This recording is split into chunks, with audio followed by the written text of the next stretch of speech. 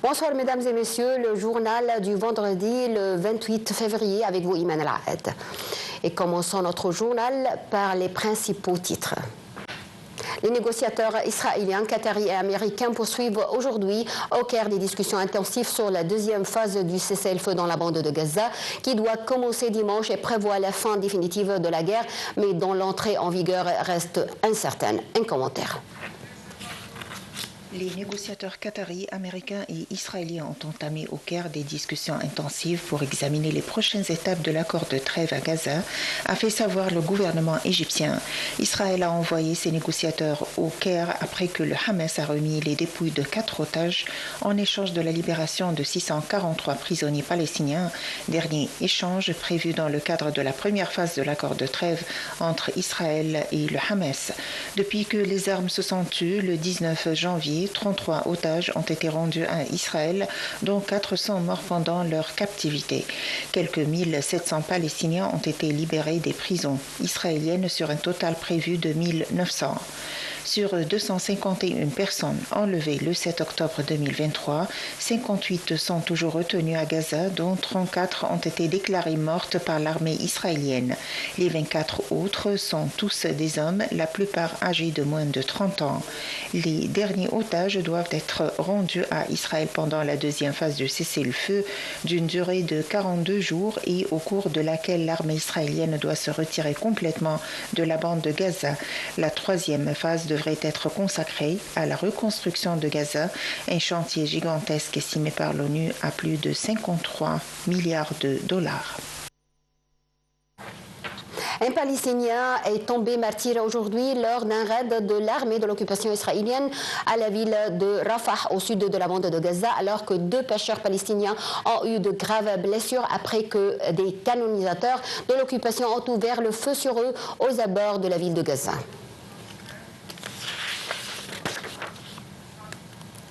Les forces de l'occupation israélienne ont continué aujourd'hui à renforcer leurs procédures au point de contrôle autour de la ville de Naples, dans le nord de la Cisjordanie. Des sources de sécurité ont rapporté que les forces de l'occupation ont pris d'assaut plusieurs villes à Hébron et ont perquisitionné un nombre de maisons, les ont fouillées et ont été arrêtés des citoyens.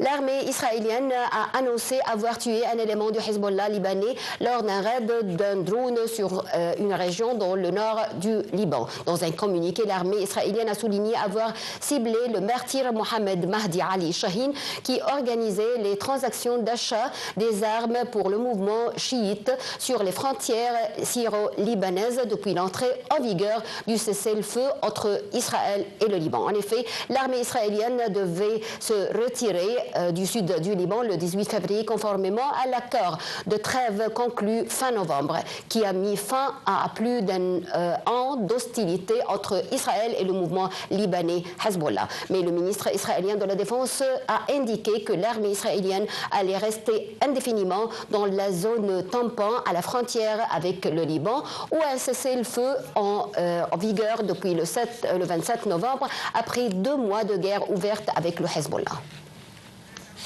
Le président ukrainien Volodymyr Zelensky est arrivé ce matin à la capitale américaine, Washington, où il doit signer avec son homologue américain Donald Trump un accord sur les minerais stratégiques. L'accord cadre en question porte sur l'accès des États-Unis aux ressources du sous-sol ukrainien exigées par Donald Trump en compensation de l'aide militaire et financière versée depuis 3 ans. Il s'agit aussi pour Zelensky d'assurer l'appui du parti républicain au Congrès américain à l'octroi d'une nouvelle aide financière à l'Ukraine.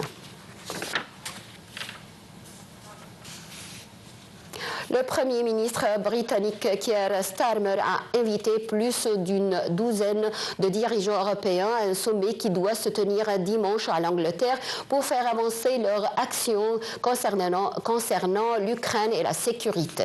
Starmer profitera du sommet afin d'obtenir une paix juste et durable et d'un accord durable qui garantisse la souveraineté et la sécurité future de l'Ukraine, a indiqué son bureau. Puis M. Starmer réunira dans l'après-midi lors d'un sommet à Londres des dirigeants de plusieurs pays européens, dont la France, l'Allemagne, le Danemark, l'Italie et la Turquie, ainsi que de l'OTAN et de l'Union européenne. Selon son bureau, la réunion prolongera les discussions de Paris et se concentrera sur le renforcement de la position de l'Ukraine aujourd'hui. Sur le terrain, Moscou a déclaré qu'une femme et un enfant ont été tués lors d'une frappe ukrainienne avec un drone sur l'ambulance dans la zone près de la Russie, dans la région Kherson en Ukraine, dont l'autre est lors d'une frappe de forces russes lors des dernières 24 heures. La Russie a indiqué aujourd'hui avoir proposé aux États-Unis la veille lors d'une réunion à Istanbul de rétablir leurs liaisons aériennes stoppées en raison de l'offensive russe en Ukraine. Dans un communiqué, le ministère russe des Affaires étrangères a souligné que la partie américaine a été invitée à envisager la possibilité de rétablir les liaisons aériennes directes. Selon le communiqué russe, les deux côtés ont souligné aussi avoir discuté de la résolution de nombreux désagréments dans leurs relations.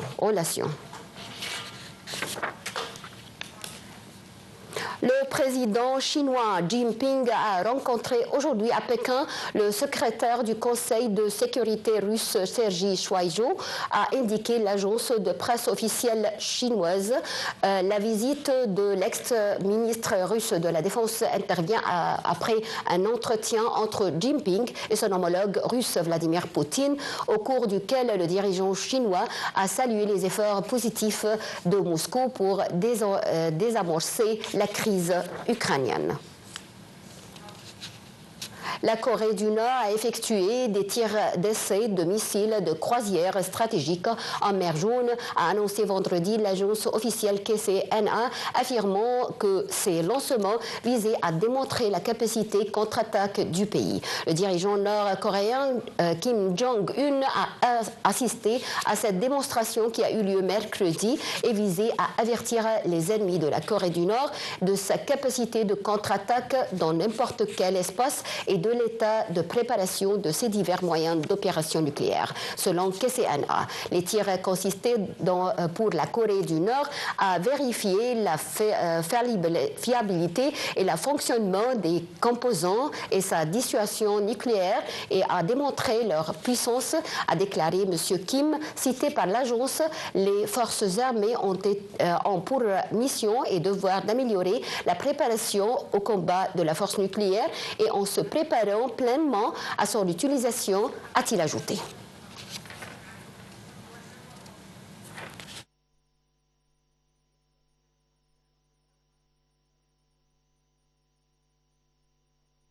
La Chine a averti aujourd'hui que l'imposition par les États-Unis de droits de douane supplémentaires et de 10% sur les importations chinoises aurait un grave impact sur la coopération bilatérale anti-drogue et accusé Washington de chantage. La pression, la coercition et les menaces ne sont pas la bonne façon de traiter avec la Chine. Le respect mutuel est le principe de base, a déclaré lors d'un point presse régulier Lin Jian, un porte-parole du ministère chinois des Affaires étrangères.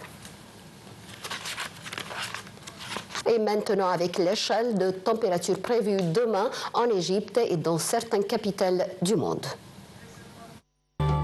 Merci, mesdames et messieurs. Fin de notre journal. À tout à l'heure.